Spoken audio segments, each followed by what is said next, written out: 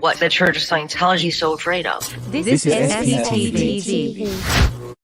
Welcome back, everybody, for a special late night Tuesday edition SPTV interview with former Sea Org member Gary Jackson Morehead. Jackson, you prefer to be called Jackson, right? Yeah, especially amongst close-knit friends. It's Yeah. I pay attention when someone calls me Jackson. Call me Gary, and I got a lag. Well, I'll tell you the inspiration for just wanting to do this interview tonight. Someone left a comment in the Monday night live stream that we did last night saying, "Hey, I'd really love to see a long-form interview with Jackson." And I was going through my past videos, and I was about to send them an interview that you and I did 5 years ago. 5 years ago. No good microphones, no good cameras. The name of the video was like transitioning to the life outside of the Sea organization. Okay. And I was like, why am I going to send this person an interview we did 5 years ago instead of just doing an interview? And then that led me down to a whole other, kind of rabbit hole of thoughts, which I've been giving a lot of thought to, like, what's some of the more clever, interesting ways to use all of our channels? Is it really interesting to sit down and do a tell me your life story type interview? I tend not to really enjoy those kinds of interviews. Okay. And I was like, you know what? Here's what occurred to me. I don't have a recollection specifically of having sat down to do what is more or less a long form interview, but doing it live with the assistance of questions in the Q&A. Because, I kind of spend a lot of time wondering about what is it about all of these stories and our stories collectively in Scientology or cults that people find interesting. And one of the ways to know what people find interesting is what are they asking about in the live chat? If one person has a question, there's probably 1,000 people who have that same question. So, and also you do have your own channel. And yet, well, let me ask you this question. On my channel, I never actually just sit down and talk about my own story. I'm usually talking about, current events in Scientology, interesting news stories, talking to other people. How have you used your channel? I know you're relatively new in it, but how do you see yourself using your channel? Well, on that very point, Aaron, I came to a realization that when you speak of your stories, I have a lot of backfilling information from either the time period or the people involved or my involvement from my perspective, which I feel would be helpful. So I find myself raising my hand at the screen or going, oh, I have an answer. And I end up paying for super chats just to get a quick filler into the answer to the listening public. So, hoping that that's answering your question. That was the purpose that motivated me to create the channel, to give my perspective, because Mark and Mike and Claire, they kind of all were in fixed divisions or production areas of the church, where I stayed at the Imp base the entire time of my time at the Imp base. I didn't fly off to Europe suddenly, go down to LA, deal with somebody at CC, go to Flag, anything. In fact, I felt, as an Imp base staff member, I felt very ill informed about the rest of the Scientology world. I had never been to Florida until the golden age of tech was in the development stages, where I went with Dave to escort him around. And that was my first handshake with the public of Scientology. At the Imp base, I got to routinely go around to all the different production areas in every building and all the organizations at the Imp base. So from RTC, the upper management structure of Scientology, down through Golden Era Productions, and the sets department, the grounds department, the translations unit, the music studio, the musicians. And I got to see everybody do their jobs, and I got to know them one-on-one. So at these times, like Mark was a pancake IC, I used to go out and hang out with him while he was making the pancakes. And I remember that time, but I remember that time. Tell everyone what the pancakes are. I'm sorry. Pancakes they look like a large pancake of 1/4-inch cassette reel-to-reel tape that you would find in a cassette player. At one time, most of L. Ron Hubbard's lectures were produced onto cassette tapes. Those tapes were loaded from large pancakes of tape, recording tape. Okay. All right. So it's audio recording stuff. Yeah, yeah, yeah. Okay. So yeah, and I used to just go hang out with Mark or see him do his thing late at night or sleeping in the corner or whatever. That was my involvement at the M base. You know, Mark's talking about just even recently how he was over. He and Claire were separated for years, and he would be off in the UK putting together systems or doing something, spending a lot of time there. I never. That wasn't my gig. I was involved with looking after and securing the base itself and the staff themselves. So, Yeah. and that took place through the years of 1982 until I left. So I just feel I have a unique perspective to give our listening folks and fill in backstories to a lot of international event incident information. So, Okay, cool. yeah.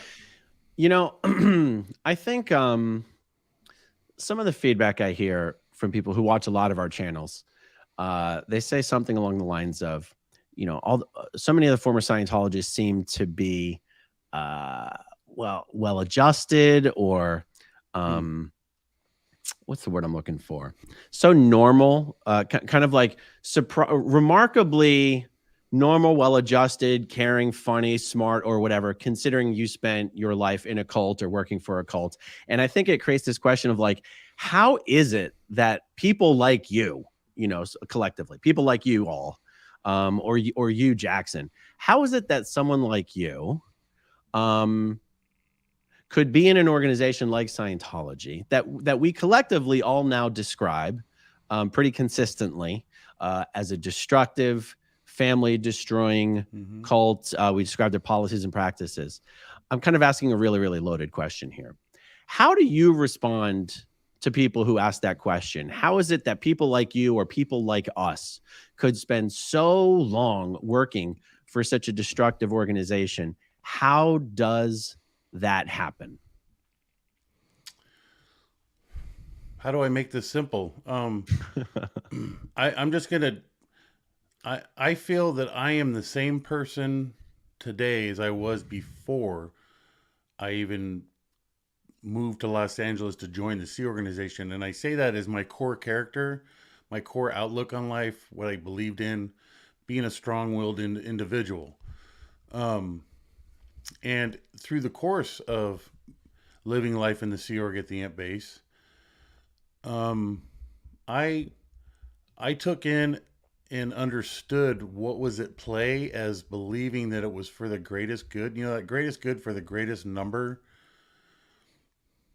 theory and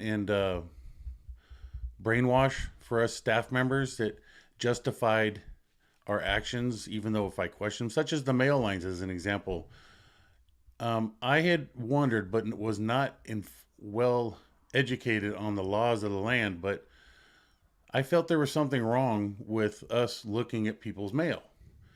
But I would ask about it, and then I was informed that because people were within the perimeter and on the property, it was considered private property, we owned everything within that. So we therefore had the right to do as we choose, do as we please.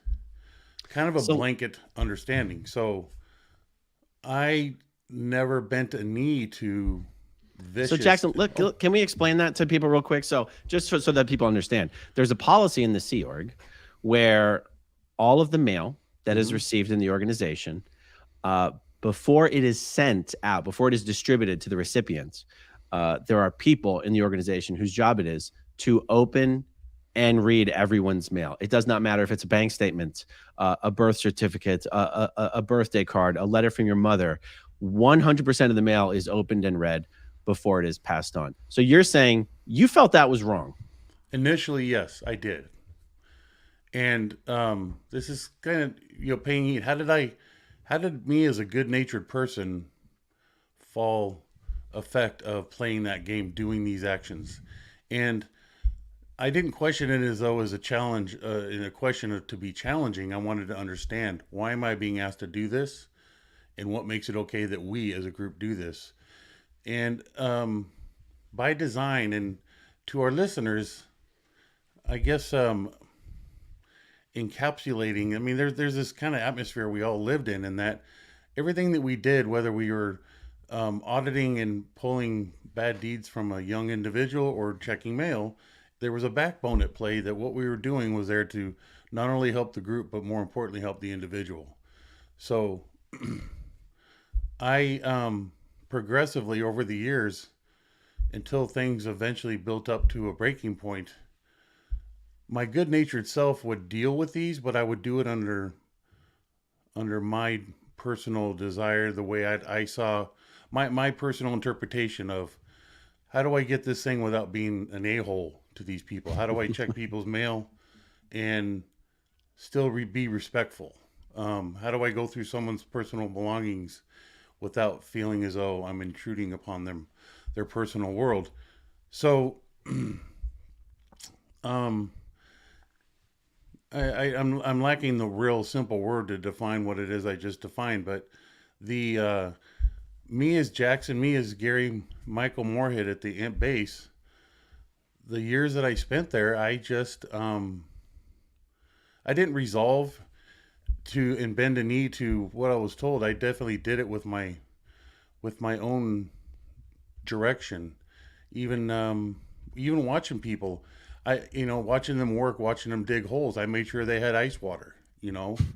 I wasn't I wasn't told not to. In some cases, I was told not to, and I still got them ice water. I found a way in which would make it okay. I was following the orders I was given, but I would still get them ice water. Does that make sense? Totally.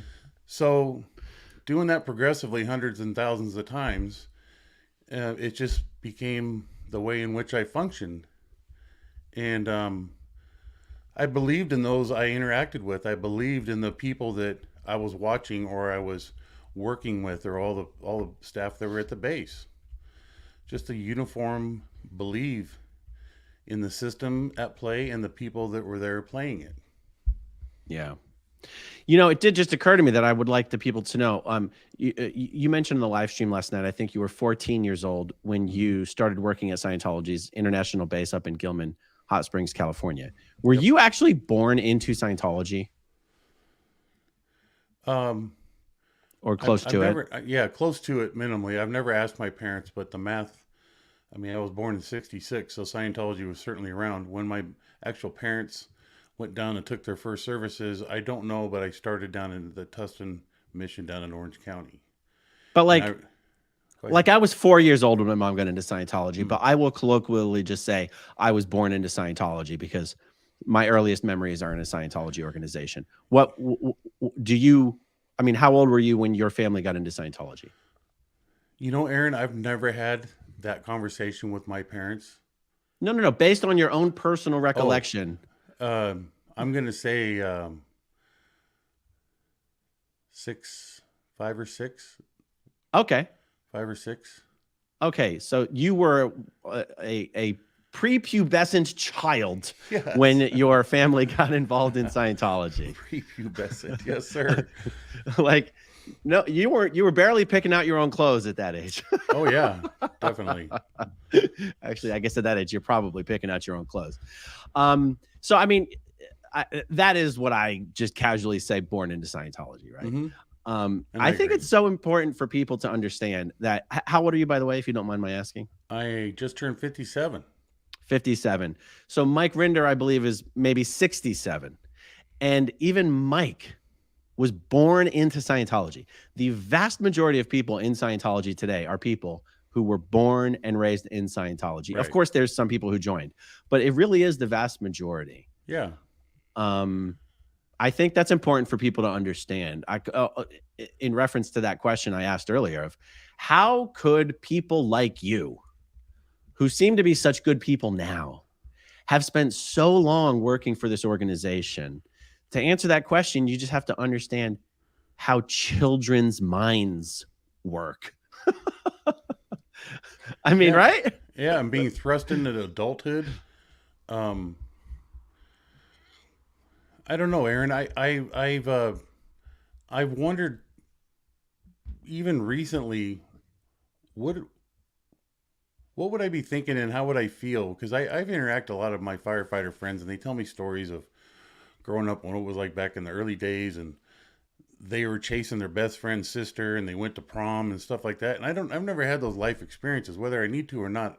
Well, I didn't have them. I had my own life experience as a young kid in a Scientology adult-driven environment, and I don't know. It's funny. It's just I just have these realizations about myself. I wonder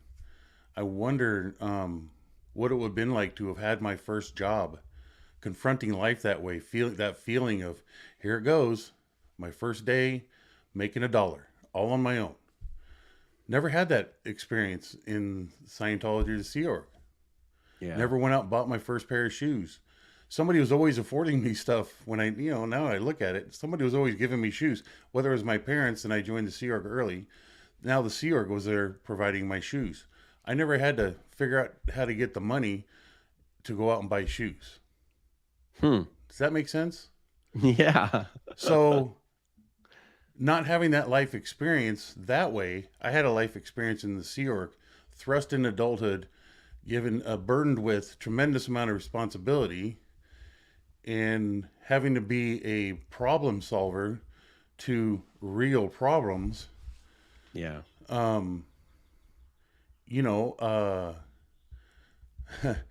It's just fascinating. It's hard to give you an answer in a sentence, and I'm sorry, but that's my answer to that. No, that's simple fine. question. I see something in the chat here that I want to tackle real quick. Okay. Mary Sue Hubbard says, Aaron giving no credit here to all the wins and gains. Mary Sue. So the conversation that we're having here is totally separate from the conversation about why somebody would continue to do Scientology. I've never argued that if Scientology offered nothing to nobody would ever stay in Scientology. Clearly, there is something about the lower levels of Scientology that a certain percentage of people find helpful to one degree or another. I mean, I'll say that for myself. I found many of the Scientology courses that I did helpful. That's a separate conversation. We're talking about people who work for the organization for decades. If you ask Mark Headley whether he stayed at the Int base because he had wins and gains in auditing and training, he would say, that's a 0. That's a no. That's a negative. That's not why people don't stay in this Sea Org because they have wins on course. Right. No. Or they had a realization about life in an auditing session. That's separate. It was personal competence, increased competence as an individual. For me. Exactly. I think you even talked about in one of your previous videos on how people ask you, what level did you get up in the church? It was at one time an embarrassment to a fellow Sea Org member of Scientologists to say, as an Int-based staff member, I haven't done grade 0. You know what? So what did you get up? Did you do the Purif or ARC Straightwire or Drug Rundown or what? When I was routing out, I got both of those. You did? Yeah, because Marty was my auditor, my sec checker for months. Marty Rathbun, so he saw that it was a transition. I don't think Jackson needs to be a fully sec checked. I truly think he needs some auditing first before we can progress here. So he got me some auditing. So, but let me ask you a question. So technically speaking, what's the highest bridge step that you did? I don't know how to answer that, Aaron. It's an embarrassment. Well, you just did. On the route, where does the survival rundown? Where does that rate on the? That's chart? Objectives. That's right after the Purif. That's objectives. I've done my objectives. Okay. I did the TR course. I did the Key to Life. And no. That's training. I'm talking about the auditing side of the bridge. You see how stupid I am with our own bridge? Isn't that amazing? I was so disassociated with that aspect of Scientology. It was about the Sea Org and the Int base. Well, see, that's kidding. I'm sorry. That's kidding. I was reading this thing. Sorry, look, Sure. I got distracted. Mary Sue Hubbard, Aaron, I was kidding. Jeez, I get it's a different conversation. You guys are great. I'm sorry. I didn't mean to make it more serious than it was. Mary Sue's go back to Target too. So no, I think that's terribly interesting, and it sort of even is kind of a follow-on answer to, I guess, what we misunderstood as a serious question from Mary Sue, that you spent so many years working at the Int base, and it had nothing to do with your concept of the bridge or your own personal gains, or nope, had nothing to do with it. Nope. Yeah. Yeah. So, do you think I'm trying to I'm trying to put myself into the take the perspective of someone who's just sort of broadly encountering the subject of Scientology and seeing all these former Scientologists talking on YouTube, as so many are right now, and going, God, they all seem like such nice people. How could they have worked for that family destroying human trafficking cult for so long? Do you feel that Scientology was different at the end for you than it was in the beginning in any way? Um, when I chose to leave, it was a culmination of observations that I had made. That give an example, when Janice Crady and her husband Paul left, I started feeling, when you work somewhere and that the key people that keep that place running, the part of the oil of the machine, and if they weren't here, this place wouldn't exist. Mm-hmm. Janice was one of them. Her sister Terry was another. When I started seeing these people fall, it started chipping away that atmosphere that I felt existed, that I was so totally happy to be involved with and part of and contributed to.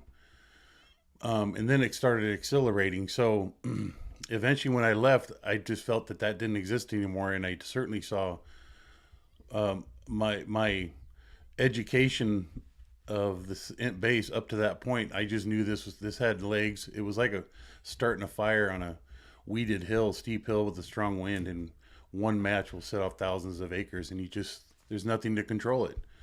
Off it goes, and you see structures laying ahead, and there's nothing you can do in this world to stop it. It's done, and that's how I felt. So it was like a light switch for me. It just shut off. Everything I'd worked up to at that point, I really felt I was at a high point. I was very trusted. I loved everybody there. They seemed to really love me, and I found my niche in that place. And even Shelly used to have these conversations with me that I never got in trouble, no matter how much crap that I was involved with, or even Dave would say from himself that this is the worst out security in the history of Scientology, and my name was attached to it. I never got assigned lower conditions or nothing. I just turned around and handled it and handled it. So I was doing really good.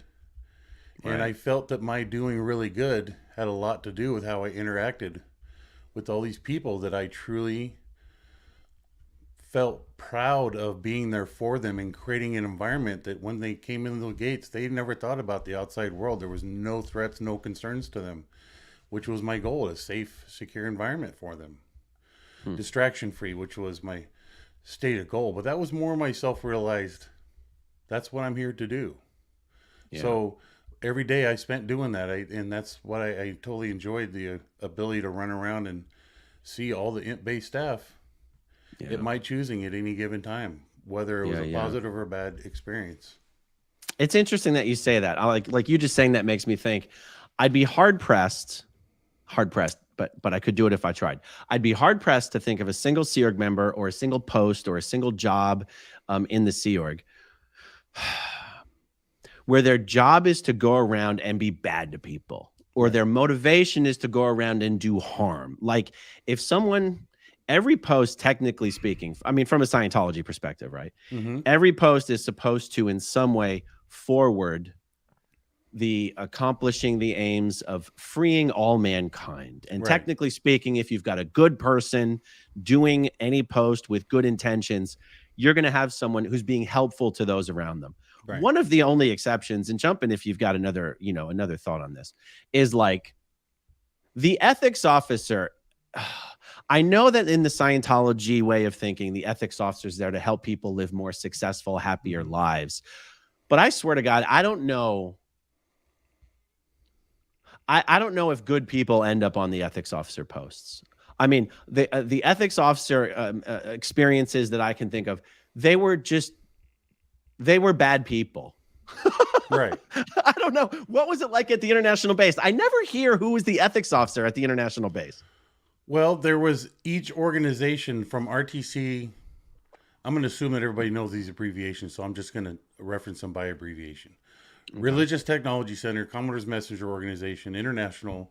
There was Commodore's Messenger Organization for Golden Air Productions. There was a household keeping unit. There was Executive Strata International.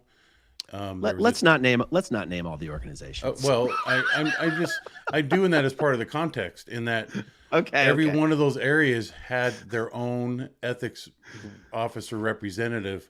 That if I had an issue or there was an issue with one little staff, that person from that area would come to me. The RTC ethics officer would come to see me. The CM1 ethics officer would come to see me, and I would go back to those individuals. So it wasn't one person that overlooked all the base staff ethics. I did, in the sense that it was my job to see to it that they always existed, to be there. If they left, bring them back, and to supervise them physically 24/7 while they progress through their handling until they themselves prove themselves worthy to the group again to get back on their normal job and would get on their job. Were you, I want to make sure my recollection is correct. Were you the security chief int?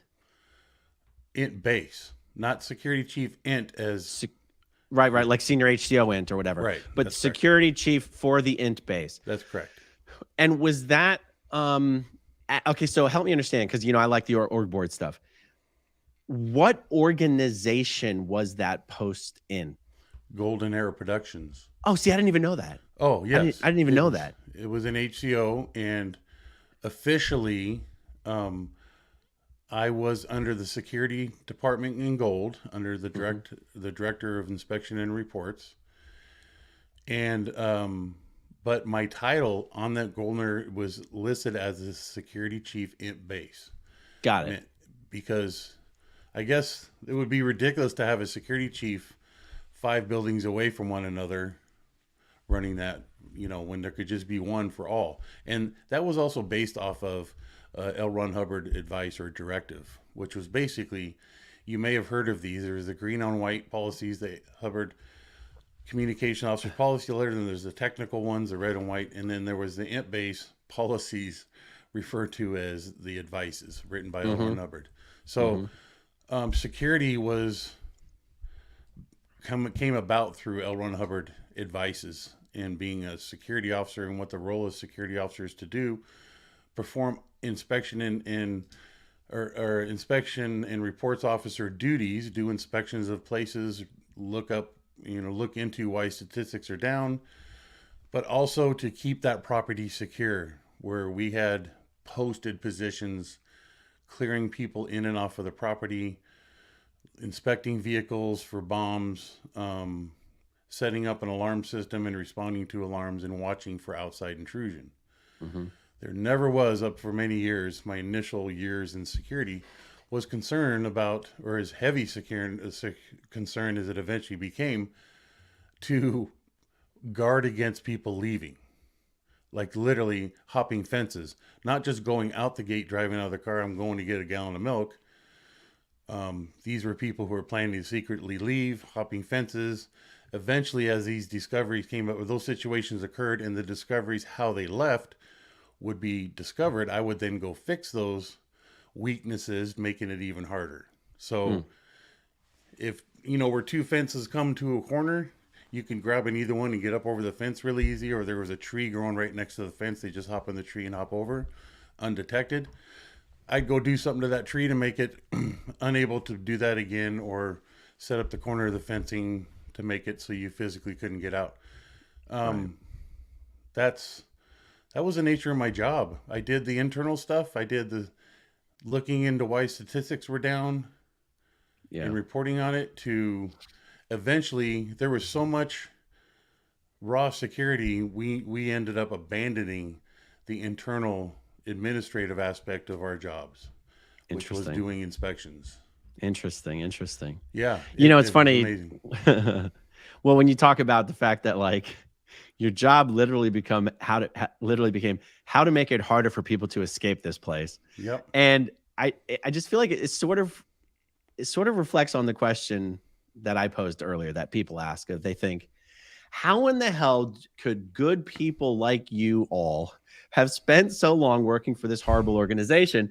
And you go, this is sort of a little example of that. And I wanted to say, from my own experience, I was never at the int base. I was never at middle management. I was never even at continental management.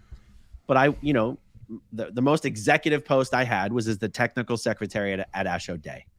And even there, when staff members would ask to go on an LOA, the primary concern was, will this person ever return? Right. So true, Aaron. So true. Isn't that weird too, right? We would like to pretend that the reason we didn't want to approve LOAs is because we were all so busy, or there was this huge target that we had to attain. But it was like, we don't think this person will come back if we let them leave. Right. And yet that never caused me to go, doesn't that mean there's something really wrong with what we're doing? Or how we're doing it? And why we never thought that, Aaron, can default back to, and I've always said this too, by the way, is what do I know? I grew up in a cult. Right? Shutting us blind to the obvious. Yeah. Because I used to sit in the security booth and contemplate the obvious. Like, I think I mentioned yesterday about if past lives or future lives are so real, then how come suicide isn't more popular? And then I started realizing, if everybody outside of this fence or in the world is so bad, how is it these roads exist out here, the street lamps, or the food is provided us, or cars that we go out and buy? Somebody makes those. There's some level of intelligence there. I used to started recognizing this stuff progressively over the years. It's like, wow, there's actually really good people. And then, of course, my time in the fire service, those are some fantastic people. And they never saw a lick of auditing. They never saw an LRH reference. They never saw anything. But yet, how are they such good people? And I'm just like them. I got along great with them. And that was such an interesting, progressive eye-opening to myself, it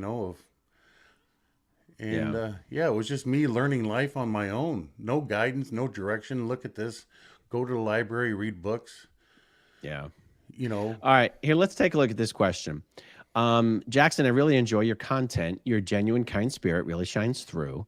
Silly question. Were the grounds crew, maintenance, and janitors and such at the Int Base Sea Org members, were they treated differently by execs? Yes. Well, I assume that means if they were not Sea Org members, were they treated differently by the execs? But go ahead. Any human being on the Int Base property was a Sea Org member.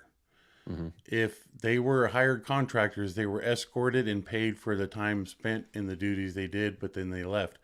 But when it comes to the ground crew maintenance, what cared for that property, what kept it looking good and kept the buildings functioning and the doors opening and closing and the lights turning on and off, those were Sea Org members.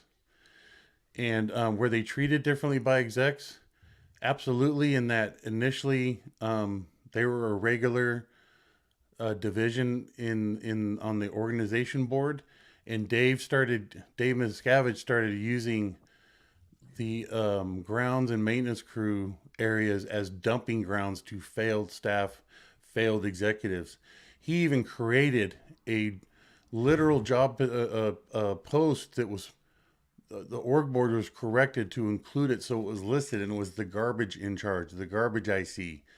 And when someone else would piss him off, he would have a deputy garbage IC, and then there was a deputy garbage IC.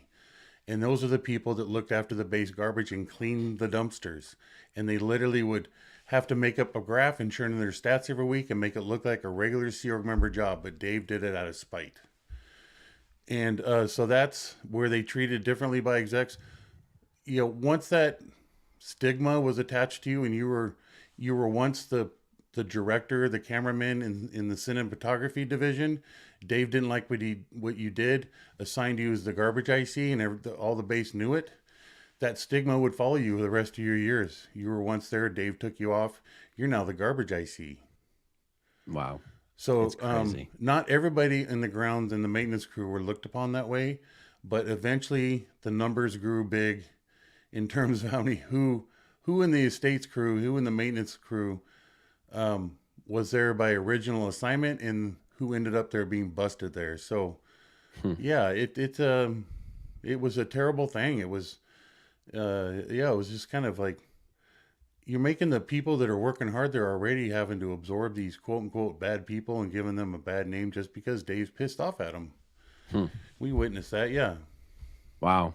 Oh, check this out. Fat Cat's Heaven. Jackson, I was original income and blue FRPF at int. What does FRPF mean? From the RPF at int. Oh, got it. 1982. Wondering if you were Yeah. aware of me blowing then. Jim Matheny, 12:45 after lunch at guard Oh change. my God. Wow. Do you remember that? Yeah. See, he's probably also going to remember Les Gibble. Yeah. Wow. Hey, Jim. Good So to who's see Les you, buddy. who's Les Gibble? Les Gibble was one of the original int base incom staff who was driving. He was working mad hours, but he was on his way back, driving back down to Los Angeles on Gilman Springs Road, and T-boned a RV and turned him into a vegetable. And nobody knew about it. It was just down the road from us, and it was all kept secret. And he was put up in the Shangri-La across from CC, and he was looked upon as a degraded being. Wow. Yeah, and he was such a cool cat. He had a lot to do with the establishment of the computerized network of Scientology in the international base. And I'm sure Jim Anthony. Wow, that's a name. That's a blast from the past. Okay. Anyways, that's wild. a whole story about yeah. Well, I mean, I've seen Fat Cat's Heaven in the chat for a long time. Yeah. And See, obviously, the I brothers would. and sisters are coming out of the woodwork. I love that. Wow, that's great. Let's see. Here's one from Rue. Did you ever feel badly for mending fences while you were there? Happy you were out and you have a lovely radio voice. So I think this means like fixing the fences so people can't escape. Is that how you understand this? That's how I'm seeing it, and also it's probably a double-edged meaning in that, in mending fences and running out and capturing people, bringing them back and trying to, like I say, giving them ice water while they're digging trenches while they go through their process of recovery. But in terms of the mending fences, yeah, because I remember when I was actually digging the holes and attaching the chain link 4 feet down or 3 to 4 feet down into the ground so people couldn't dig their way out, which actually happened. Yeah, it was weird. And that was while I was being sec checked to leave. So going through my metered stuff. I think you mentioned that last night and it sort of went over my head. So what were the circumstances where someone asked you to install fencing and have the fencing go 4 feet in, not just the posts go 4 feet into the ground, but the chain chain link, yes, go 4 feet into the ground so that no one could tunnel under the fence to get out? That's correct, because somebody had already done that. Oh my God. Like literally. So real quickly, just to give a conceptual understanding, the gold base was separated between Highway 79. There was a north side and south side. The north side was full of dense dirt with rocks. On the south side had riverbed sand. So two different topographies at play. On the end of the property that butted up against the riverbed, the San Jacinto River, that entire stretch of fence was basically sitting in sand. By design, the height of the chain link fence was at a foot was added outside of your normal height of your any given chain link fence that you see anywhere around someone's property or a building property. I think there's a standard height of 6'2" or something like that, making it moderately hard for someone just to walk over the fence. I think we put ours up to 7 feet just by initial installation design. And then this one individual, who actually was the husband of one of Dave's personal assistants, he was in the cinematography division, was going under a lot of stress, and one night he went out down to that fence because he was restricted to the base. He did not like that. He went out and dug himself underneath the fence, and we had no idea that he left. So, well, who is this? Can you say his name? He was a blonde-haired. Okay. If you don't remember, that's okay. His wife's name was Valerie.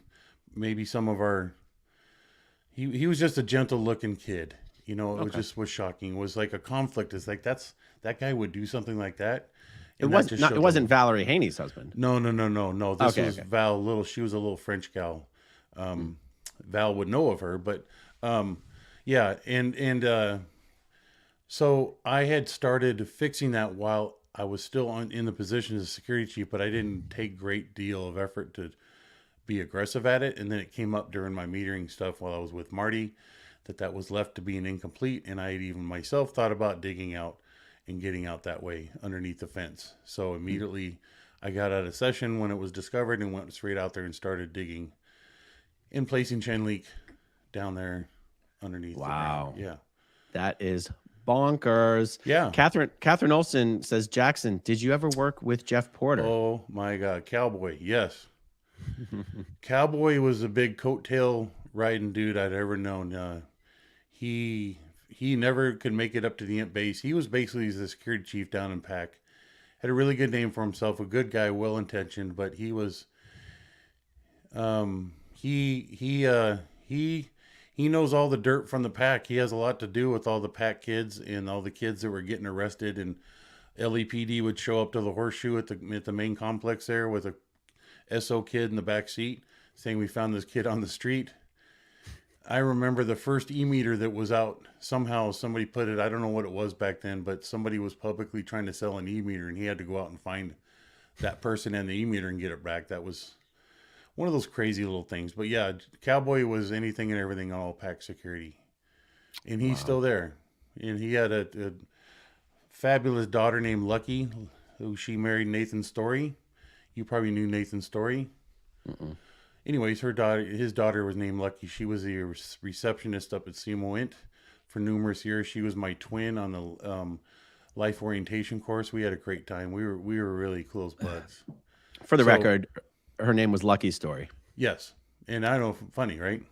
But it was Lucky Porter, but obviously, and then her mom, Jeff's original wife, she used to be in SEMO Int back in the old days, and Janice knew her. But anyways, there's just a lot of history. So Jeff Porter, yeah. One thing is when the war's over, the big IRS announcement, that year we were supposed to have the IRS event in Australia.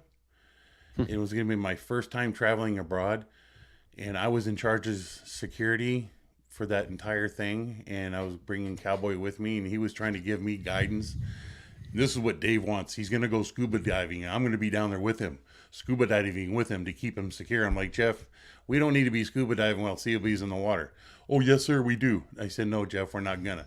I kept pissing on his parade because he would follow Dave to the free ones, which I never went to. So he was trying to tell me. Anyways, I almost got to go to Australia, and Jeff was going to go with me. And then the IRS thing came through, and the ICE event was transferred to LA. So I never made it to Australia. Gosh darn it. I know. God dang it. All right, so here's a question that I want to address without spending a long time on it because that's not the nature of what we're doing here. But I just wanted to say hi to Kathleen too. She's hi, Catherine. Yeah, Catherine. So Sarah S is asking, I'd love to hear more about the transition of long-term Sea Orgers to civilian life outside of Scientology. I'm sure this will be really helpful for Aftermath. So, telling stories like this is one of the reasons I think it's awesome. There's so many channels out there, so many places for people to do interviews, so many opportunities for people to tell their own experience on that. Because it's so different for everyone. It is. And actually, I remember this is what you and I discussed on the interview that we did 5 years ago. Yeah. Okay. Yeah. That's right. It was about you and working with the fire station. Yeah. Mm-hmm. Yeah. So we'll tell everyone if we can do like a 3-minute version of this, just to answer this question here. When you were on the Int base, you formed a relationship with the local firefighters, right? You already had an existing relationship. Well, yes, by default from local people driving up to our gate seeking help. And Shelley loved us helping the local people out when there was incidents such as wildland fires nearby. She would send me and another guard over there to do what we could to help. So eventually responding to these incidents, just as general, goodwill people, one of the captains threw it out to us, said, hey, why don't you guys become a volunteer firefighter? And my bells went off in my head. I presented it to Shelley. She absolutely loved it. She told me to run with it. And she actually told me, you have carte blanche with this. And that's when I didn't know what carte blanche meant. I quickly looked it up, and it was ding, ding, ding, ding, ding, ding. I had air cover beyond air cover. I almost went to the Yosemite fires, if you remember those. I was 10 minutes away from spending 2 weeks out fighting fire in the Yosemite National Forest when lightning struck. Anyways, I got to go on so many calls as a Sea Org member and just My pager would go off. I get the call and go run off and go fight a structure fire, go to traffic collision or medical aid numerous times throughout the day. And nobody could challenge me on it. There he goes up. There goes Jackson. He's going on a call. And so then by the time you left the Sea Org, remind me, was your first job working with the fire department? I tried. Now, during the course of my Sea Org involvement with the fire department, I was obtaining certifications that you're required to possess as a firefighter, and do they're called continued education classes, where you're just maintaining your training, your classroom time.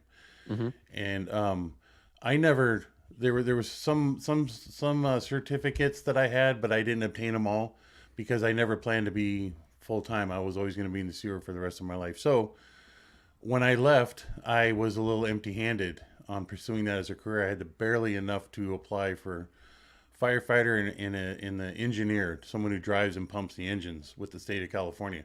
I submitted that,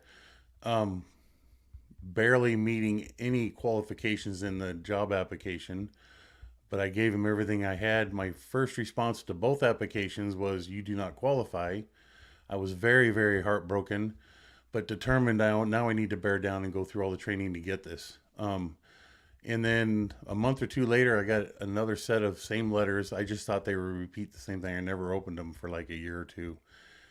And then when I opened them, they were like, "Oh, we're sorry, you do qualify. Show up here at this date." So I missed my window.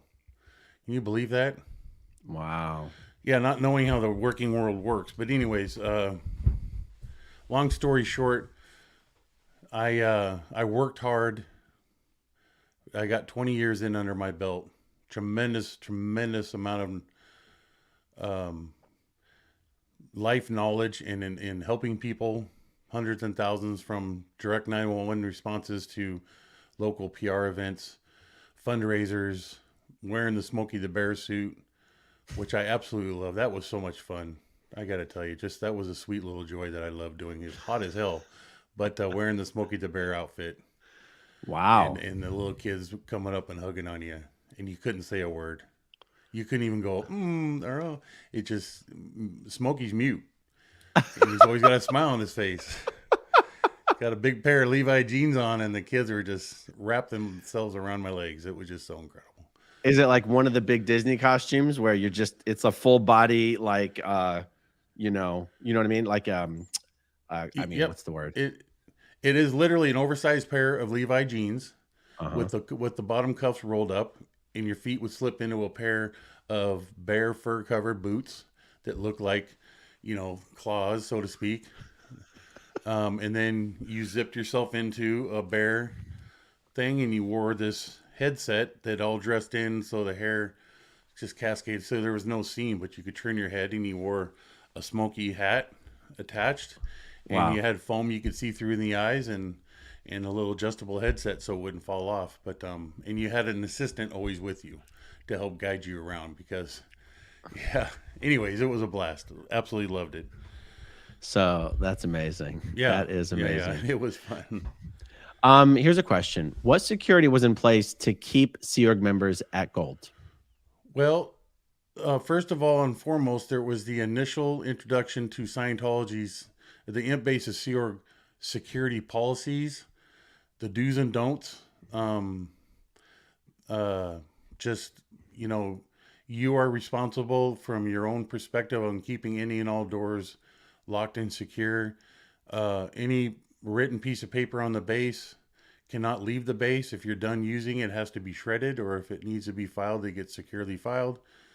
To what your storyline, your shoreline is going to be with your parents. Well, hold on. Not just what were the rules about security at Gold, but what security measures were in place to keep Sea Org members at Gold? Oh, well, aside from the physical security, the fences, the ultra barrier, the cameras, the motion detectors, the microphones, the pan tilt zoom cameras, and the security guards on motorbikes and radios. There was also staff members who were in trouble. There had always been a version of the hole. You guys hear of the modern day hole in the double wide trailers that Mike was in and everybody else. But the hole has always existed, just in different locations and in different forms. and that was primarily out at the old Gilman house, which is on the north side in the west end of the property. If I had a map, I could point it to you, but it was at the old Gilman house, and it was a remote building, and people were always taking off and gone through the thing. But to keep people in place, it was just they would be assigned a terminal that would be their primary point of contact to discuss their personal situation and their issues. And there would be the technical and the ethics side of guidance. They'd be met with every day. And this is the technical stuff you need to study. This is the ethics stuff you need to do. This is your time frame. And Jackson, you watch them and feed them. They better not. Oh, look at that. Let's do this. Let's do this. Okay, I will do my best to guide here. It's right across the street from the castle, City Castle. Okay, so it was on the north side. By the way, yep. For everyone watching, this is Gilman Hot Springs, is Scientology's international base. This is it right here, ladies and gentlemen. That's right. Okay, so the castle is here. Everything about every inch of that property up to a certain point, but yeah, so that area right in there, Aaron. Okay, what you're just yep. That's the jet. That's the original base generator. That's a generator building right there. That's why that's not everything else is gone over here, but that's a generator. And so, where was the old Gilman house? Has it been razed? Has it been bulldozed? Yeah, it was bulldozed. You can see this black line.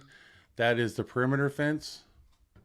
Oh, and these dirt roads out here is the fire break. But yeah, the black line.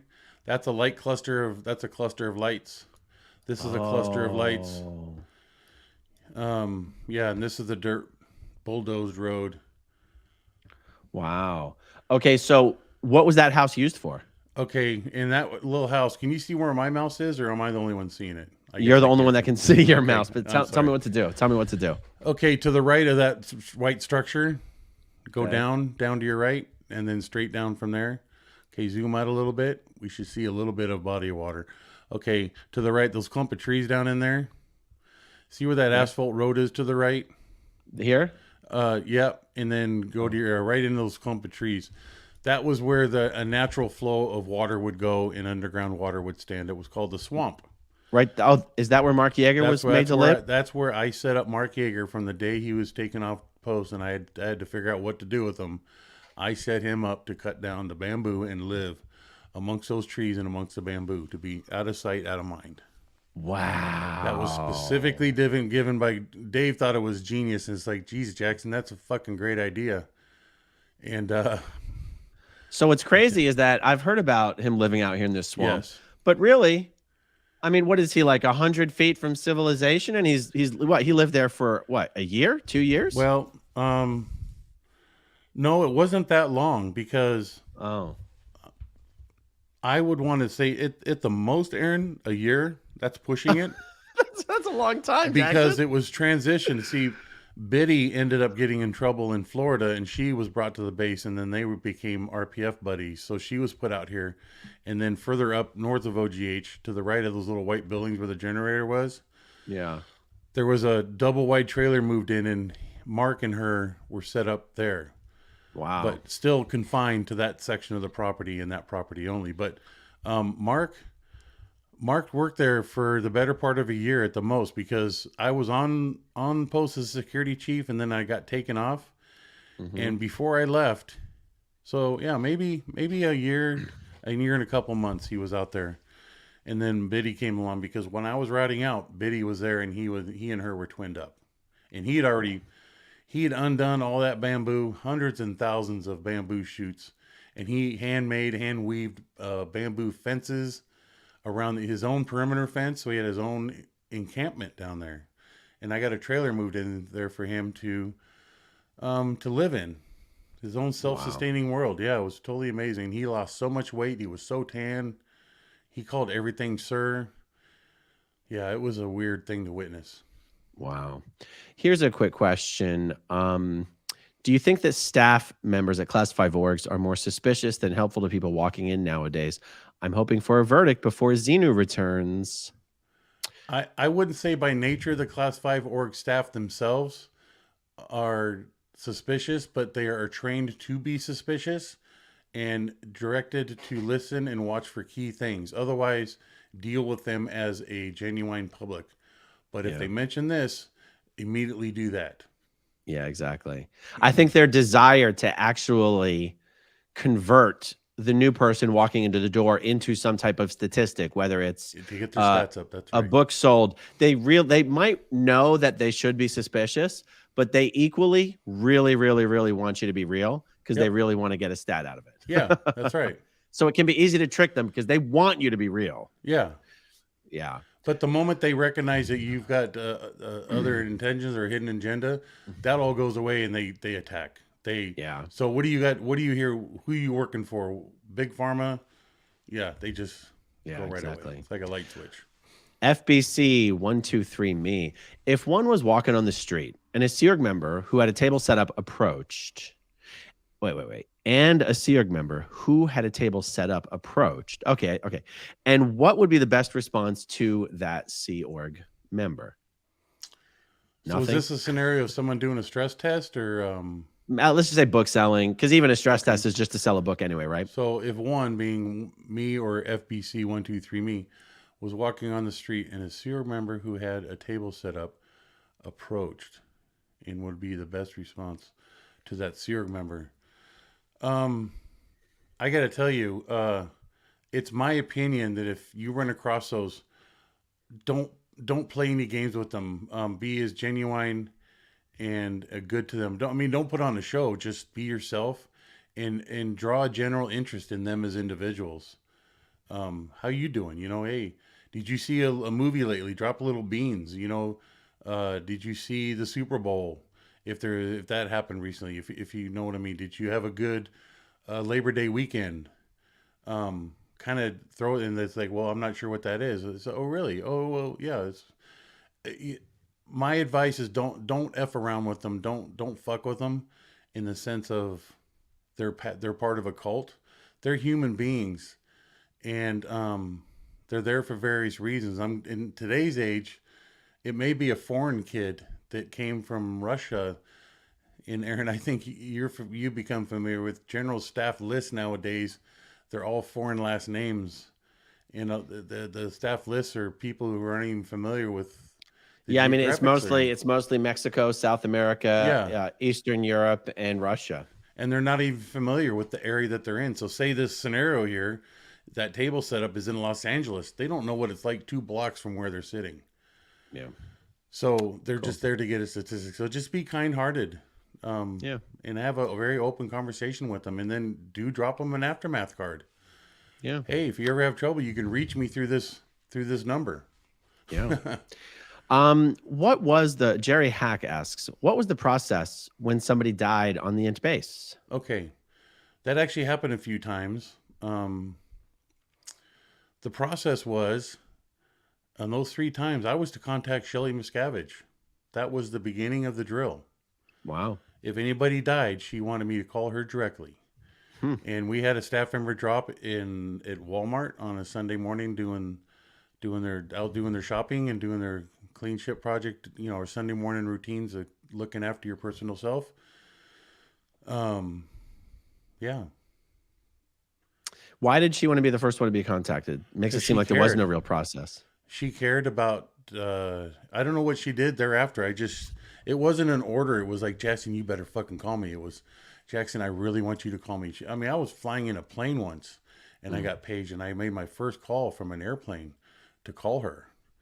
And that was a fun thing. But yeah, she just had passion with it. Another staff member who had a stroke, and Shelly was there.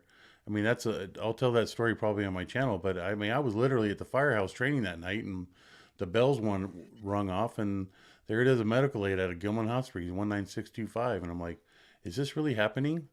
And this is actually in my mind. I'm thinking, God, the training that I did to the staff will present itself to me whether it worked or not. And sure enough, man, they called 911. That was the first time somebody genuinely called 911, as I instructed and trained them to do. And Shelly saw to that guy's recovery from beginning to end, and it was a miracle. The guy, like, he was 70 or late 60s, and he gained 20 years back in his life. So, yeah, here's my answer. Interesting. Okay, Jason Roberts asks, do you know Conan Royce from the Sea Org? I'm not a Scientologist. Why do some people have to blow and others don't? Is it if they stay in the church? Do you know Conan Royce? I know the Royce name. I don't know Conan. I'm assuming maybe Conan was Richard Royce's son or related in some way. There Did was you a know? Richard Royce. Yeah, he was a CS at Flag. Oh, Richard Reese. Reese. Oh, geez. Yeah, because I knew his daughter went to. Okay, so I don't know Royce. I'm so sorry, Jason. I don't either. And Jason, you're correct here. So if you want to stay in, if you want to leave the Sea organization and you want to do it on Scientology's terms, the way they want you to do it, it can take months. In some people's cases, it could take years. It's humiliating. You're subjected to interrogations and manual labor. But if you want to stay a Scientologist in good standing, then that's what you do. You do it on their terms. If you don't care about that, then you escape, you blow. Now, some people just under the pressure of the moment blow, but then come back and route out the correct way, quote unquote, the correct way. Everybody that I knew that blew out of fear. They were blowing because they were they hit that point where they were fearful of what was going on in their life at the time. And their best thing to do is to get out of here and get out of here now. No plans of where they're going. It was just up and out, and I'll figure it out once I get there. Fearful of what? The trouble that they were in, in most cases, in most, if not all cases, Aaron, it was all based off of them on the verge, one step away from total annihilation, out being in trouble, taking off their job that they loved, big misunderstanding, just in that state of free fall of nobody believes me. I'm not who you say I am, and you're telling me I'm a big screw up and I'm holding up the future of Scientology. That's the picture imposed upon them, and they then blow out of. They literally, with the clothes on their back, gone. Some people smartened up over the years and started planning it better, but mostly out of fear. All right, Love Sherlock says, does Jackson have a pic of himself as Smokey? I can't believe you don't. I do have a picture of them from the Hemet News of Fire I've been on in a pancake breakfast we were doing. And are you wearing cooking pancakes? No, I'm not wearing. Not just a Smokey Smokey. suit. Now, I'd have to ask technically, around. I mean, technically, you could pull up any photo of Smokey and say that's me. Well, yeah, I'm not one to do that, but yeah, good point. You can even go to Station 25 out there in San Jacinto and they pull up the picture books, and there's probably one of me in there. But no, I wish I did, because all my pictures were taken. So we have to send someone on a scavenger hunt to get this. So where did you? How cool would that be? Where did you just say they would have to go to get the photo? Station 25 out in San Jacinto. It's a Cal Fire Riverside County Firehouse, State Forestry House, and that's where I grew up. That was my hood. That was my brother. In fact, I just talked to the boys there probably a couple months ago. If you look at my license plates that I posted on Facebook, I got Smokey the Bear license plates that Oregon issues, and it says Smokey the Bear. It's got a picture of him. I could probably shoot you the picture now. But anyways, go to my Facebook page. I'm just curious, pronunciation wise, are you saying San Jacinto? San Jacinto, yeah. That's how they say it. Yeah. Yep. Not Jacinto, or not Jacinto. Jacinto. San Jacinto. I just want to make sure everyone knows where we're talking about. San Jacinto. Or San Jacinto. Yeah.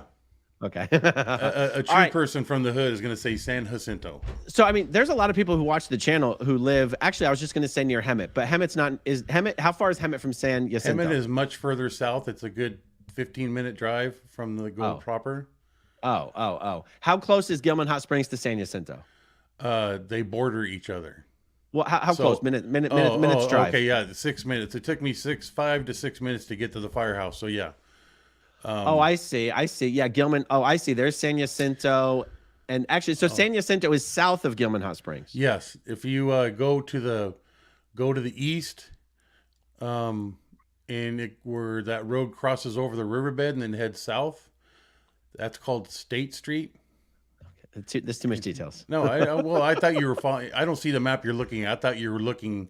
I just at what wanted I'm to. telling you. I just wanted to generally understand. So yeah, 5-6 minutes away. Okay, we absolutely have people watching who watch the channel that live in the area. So it would be nothing for someone to drop into Firehouse 21. Is that what you said? Firehouse 25. 25. See, that's why my helmet's in the back. Oh, there you go. You see that little? There's a. Let me just grab it because this is a little funny antic. You gonna put it on?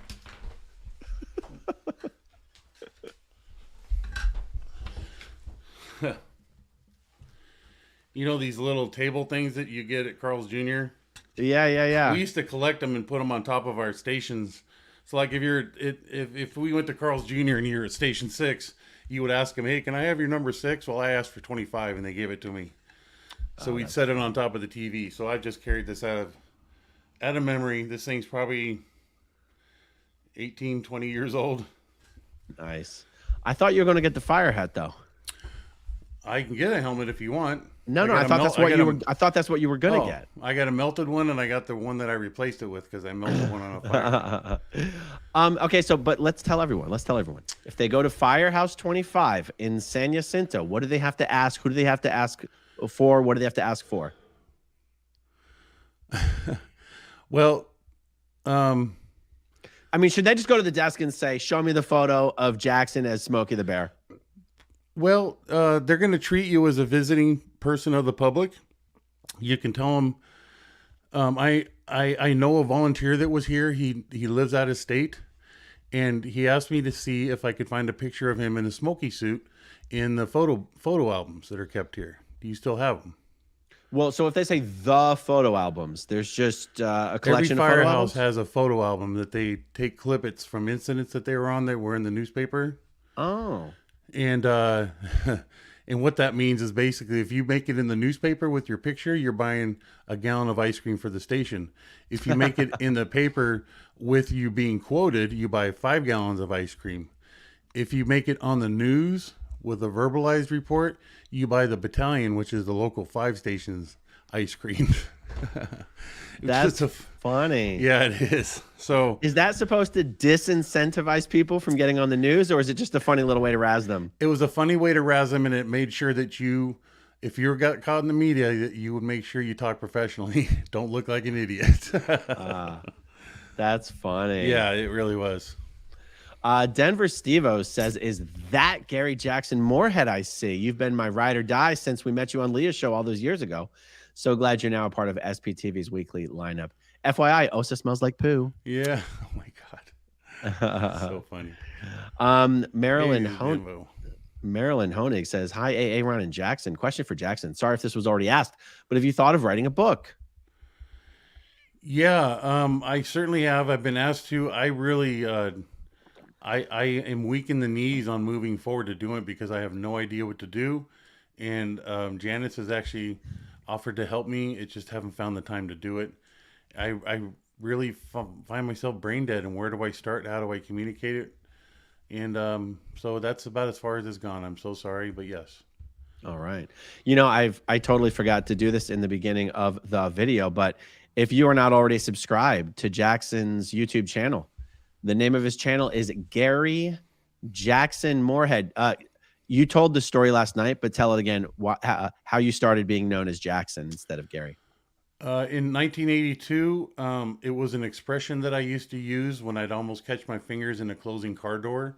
And you go like, "Whoa, Jackson." You walk in on a wet floor and you almost slip. I would say, "Whoa, Jackson," or you see an accident about to happen and you go, "Whoa, Jackson."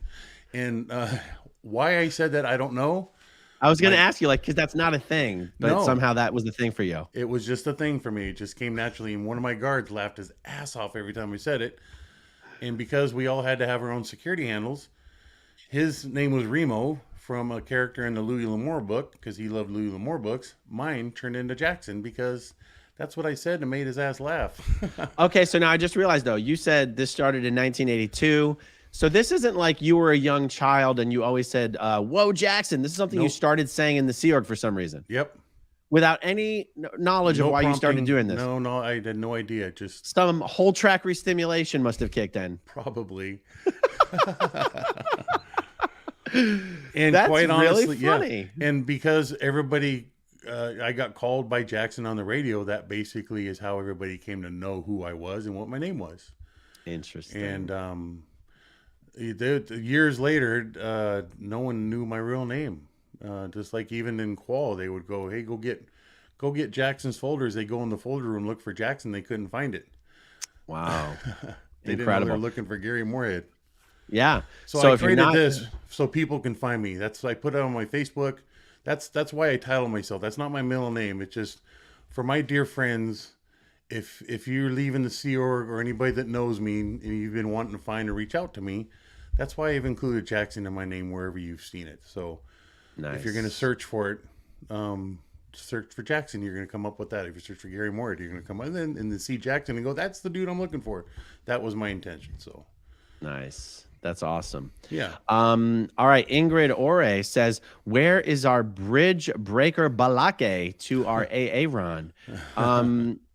So I actually don't know what bridge breaker balake means, even though I understand the reference. So, but thank you, Ingrid. Where is our bridge? I don't honestly understand the comment, even though I understand the reference. Do you understand it? Sorry, I'm sorry. I'm going to assume it has something to do with the bridge. I don't know. I'm just noticing that this is a beautiful foreign gal from NOK. I'm not sure where that's at. Her super chat is like, "Wow, 59. I'm sure it's not $59. No, I think the color means it's roughly $5 or $7 or Oh, something I like that. got you. The background color. Okay. But All right. Well, thank you, Ingrid. Much appreciated. Debo says, "Were the guards armed? What is Scientology's stance on guns?" okay. Early on in '82, L. Ron Hubbard, there was an L. Ron Hubbard advice. It says, we are not in the we are not in the business of shooting people. We are in the business of helping and bettering people. He did not want us armed, but he also felt it was foolish to not have guns. So we bought two H&K 90 rifles with bipods and a 30-round clip. And if anybody in the gun world knows, those were beasts. We had two of them.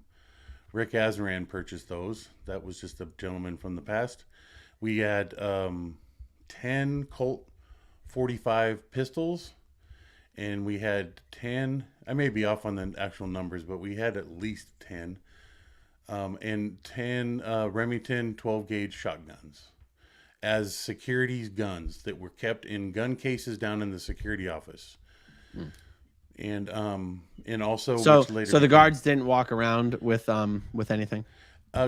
later on, two guards did. Two guards that my volunteer firefighting turned into two guards becoming volunteer Hemet police officers. So they went out and took the training and got certified to carry sidearms for their responses to secure investigative scenes in Hemet, where Hemet police would call them out to, "We need you to come out and help us keep a scene secure while we're investigating it."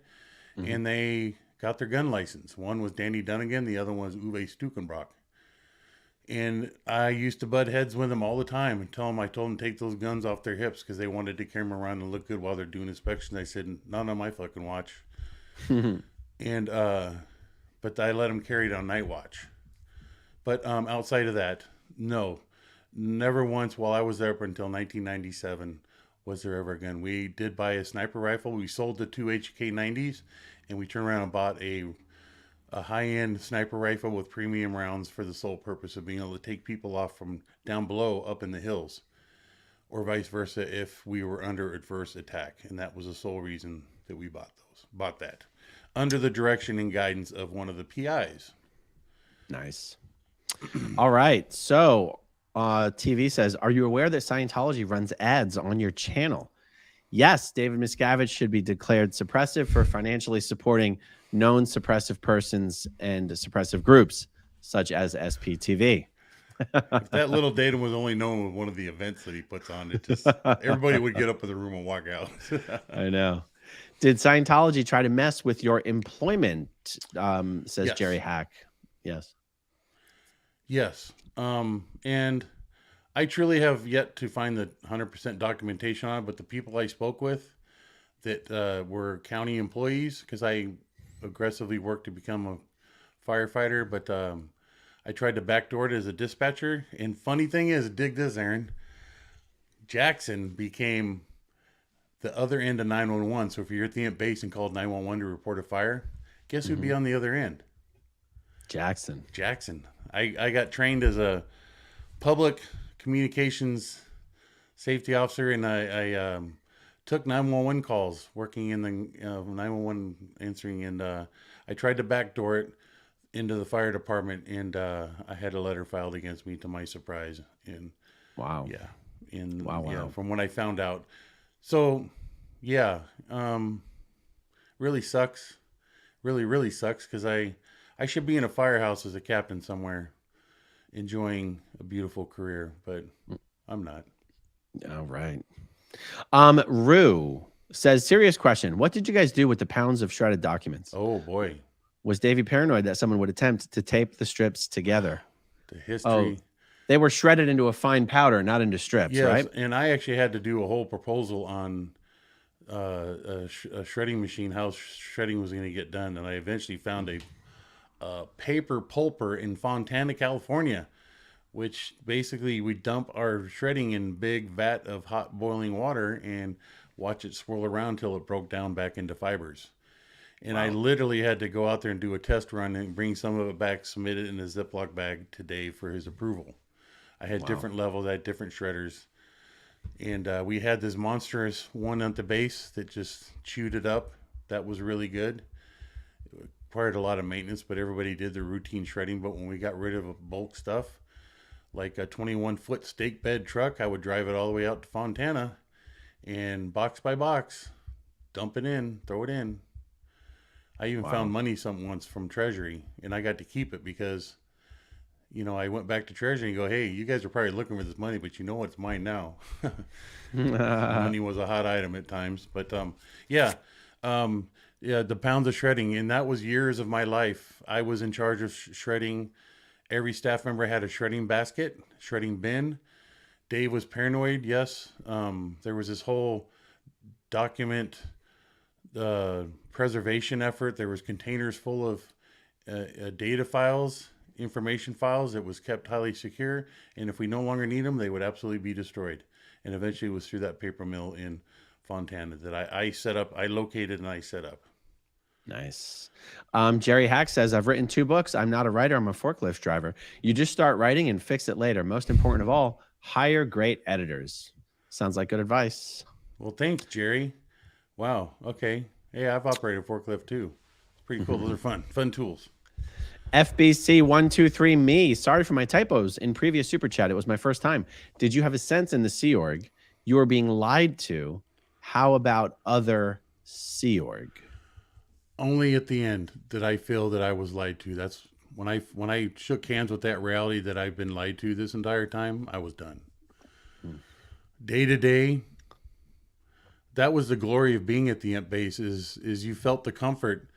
Number one, no one's going to bust a move on your wife, so I didn't have concern about losing my wife that way. And then secondly, we were open books with each other. And I soon learned that after leaving and working in the regular working world that you can't be so open with people.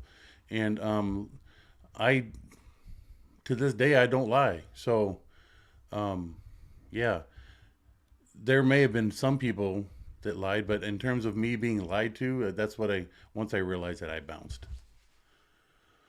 Very cool. How about other Sea Org? Yeah, and generally everybody, yeah, I think everyone, once they realized that they were being lied to, that's what was motivation for them to leave. Yeah. Okay. Harrison S says, with its increasing shrinking size, you think there's a chance Scientology will be stuck doing events at the Fort Harrison permanently? They'll be done wherever Dave wants them to be done, that he finds most secure. And right now it is the Fort Harrison. As long as these lawsuits are going on, Dave Miscavige is not going to appear at Ruth Eckerd Hall or the Shrine Auditorium. Nope, or anywhere else. Guarantee you that. Yeah, absolutely. Let's see here. Okay, there is one question I wanted to ask you, similar to like, you know, early on, I think I asked you a question like, was Scientology in some ways different at the time you chose to leave than it was in the beginning. A similar question to that. I want to ask you about Shelley Miscavige. Okay. I get such different feedback and feelings about her from different people who've worked with her at the int base. Some people have characterized her to me as just basically being, just as ruthless and an enforcer of David Miscavige, not worthy of any sympathy or whatever. I mean, you don't rise to the top of the organization by just being a nice person. That's not how it works. Not in the And you CR, don't last 20 or 30 years with David Miscavige just, by being the good one. Right. And so some people have really bad things to say about her. And some people go, well, she was the kinder, gentler side of David Miscavige. She's the one that kept him in check to a degree. She's the only one who even could keep him in check. And I'm not really asking for you to comment on whether you think she's good, bad, or otherwise. But did Shelley Miscavige change over time in your view? Yes. And how so? She became more professional in her position. That was my observation. I just noticed her demeanor, attention to detail, she seemed to be more interactive with us rather than reclusive. As time went on, she just was wherever Dave went, she was, and she'd always give me a smile, or just my interactions with her was a smile, and she just did her thing. I'd be out riding around the property along the riverbed with her on the back of the bike, and they'd always wave. She was at one time was a lot more quiet behind the scenes, and then as time went on and Dave became more and more what he became, she was also out there, and I don't know. That's my answer to that. I don't know if it truly answers it, but her demeanor was, she was always elegantly dressed during the national events, visiting LA celebrities in LA, just stuff like that. Okay, so you said mostly she changed by getting better at her job. Is that a good thing? Yeah, a good thing in terms of from my perspective, she was truly Dave's assistant, getting things done. He would issue an order, she'd do a follow-up on it, come talk to you about it. That was what her job was. She created this whole orders tracker system. It's called TNT, and it was computerized, and she wielded a iron fist with implementation and getting compliance to Dave's orders. I never felt the wrath of him. I mean, I mean, wielding an iron fist, getting David Miscavige's orders executed is another way of saying getting better at her job, I guess. Yes. But I'm saying, is she someone who could talk back to him? Is she someone who could say no to him? I can't answer that, Aaron. I never witnessed it. I don't know. Well, that's what I'm asking, just in your experience. I never witnessed her back talking to him. It was always him saying something, her making notes while he's saying it, him turning to her, saying something, or them quietly whispering to each other. And I never. Okay. No. So would it be fair, though, to say that her role was to execute Miscavige's orders? Absolutely. 100%. Not to mollify him or make, it was to help him get done what he was trying to get done. And be 10 steps ahead of his needs, making sure his meals were ready, make sure his bed was turned down, the car was gassed up.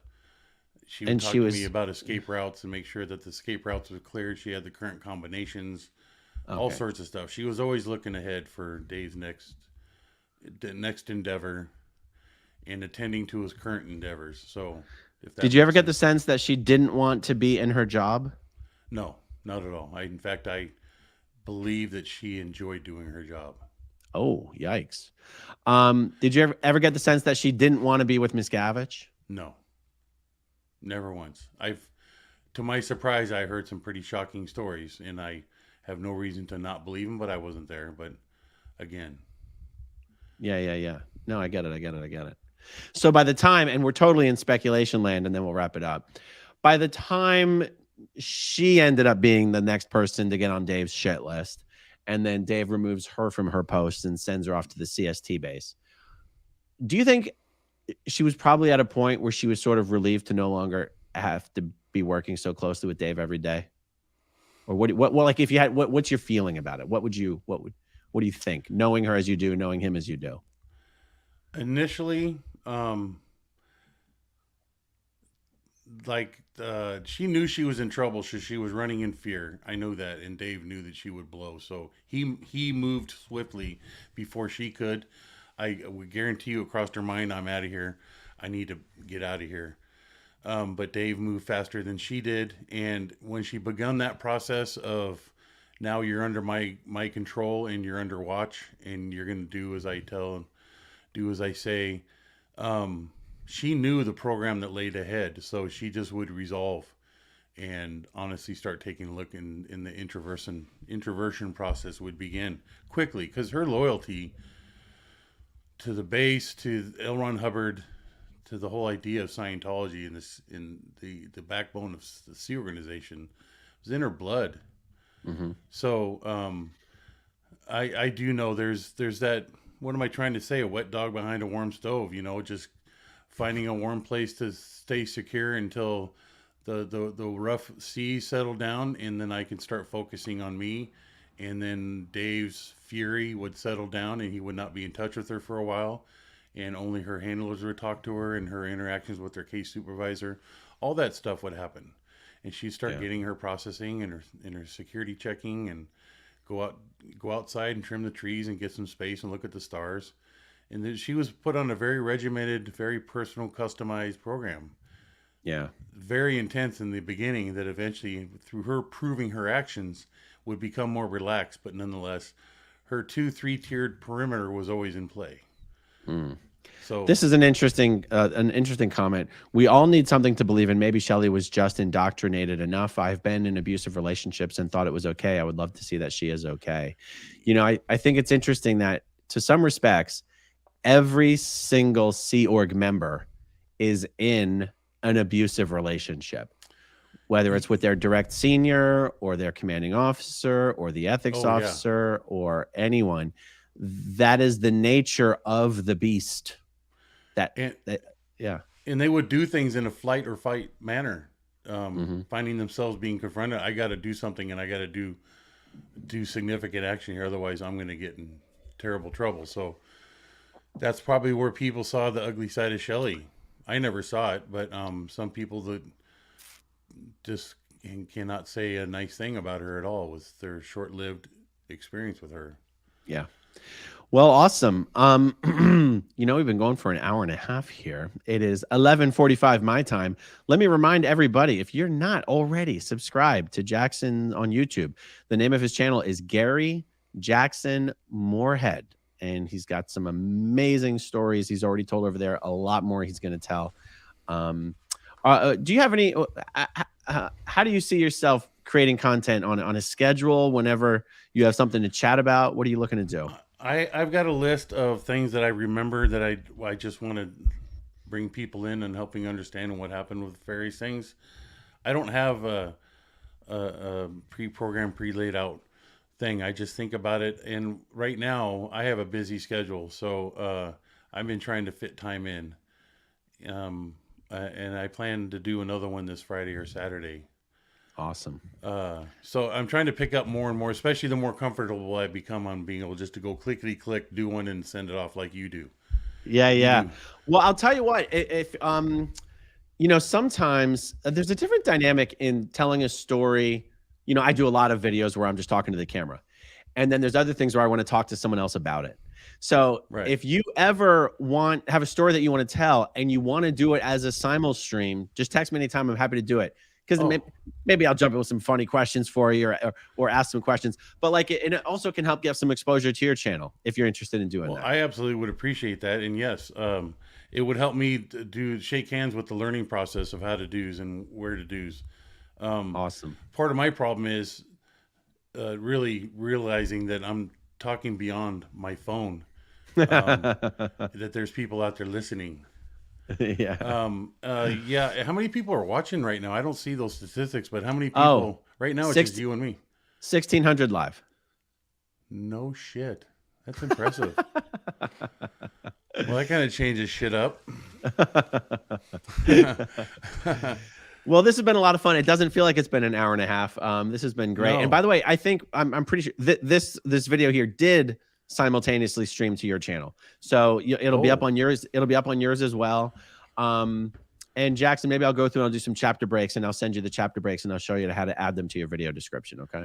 Yes, if people could be so kind, because I'm trying to get to a point with YouTube that I can actually go live and actually have my own interactions with people who actually taking the time to right now make comments. But I would just love to be able to do like what's happening now. Click on it and answer questions. That's the way that I can roll and tell my story. So yeah, it's totally. a quicker way of answering questions to the viewing public, because I'm passionate about that. I realize that there's people out there just hungry for this information and to help make their own decisions or help themselves deal with what you and I went through. You know, we're still going through what we go through in our own ways, but I'm not any different from you folks.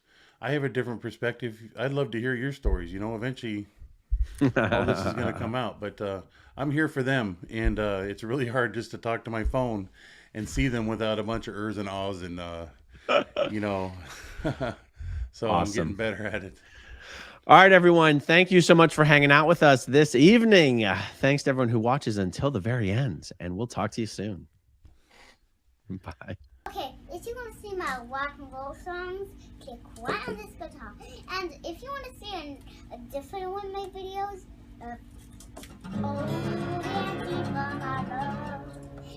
then you could click right inside